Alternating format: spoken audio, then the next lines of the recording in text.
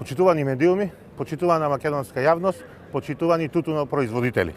Откупот на тутунот заврши, откупувачите ги затворија откупните пунктови, а остана голема количина неоткупен тутун.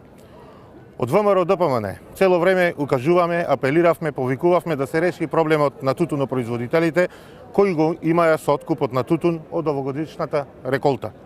Покрај тоа што тутунарската мака, тутунарската пот се откупи по катастрофално ниски цени, со 60 до 100 денари се оштетени тутунарите оваа година по килограм откупен тутун, апелиравме, алармиравме дека ќе останат и неоткупени количини, што еве и се случи.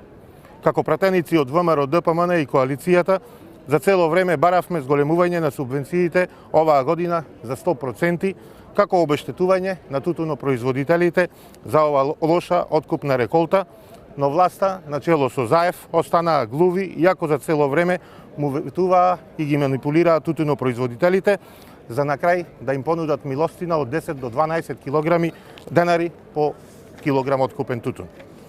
Пратениците од ВМРО ДПМН и коалицијата за оваа цел на 15 февруари 2021 година поднесовме предлог закон за промена на законот за тутун, во кој меѓу другото побаравме продолжување на откупот оваа година до 31 март.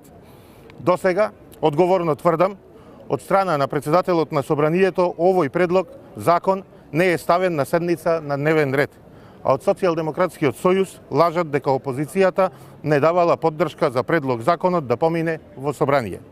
Еве јавно кажувам и повикувам, уште денеска, председателот на Собранието да закажи седница со единствена точка на дневен ред, нашиот предлог закон за промена на законот за тутун, а пратениците од ВМРО ДПМН и коалицијата и во 3 часот после полноќ ќе влеземе во Собранието и ќе гласаме за нашиот предлог. Закон, секако во корис на тутунопроизводителите со цел да се откупи целата количина произведен неоткупен тутун оваа година. Ви благодарам.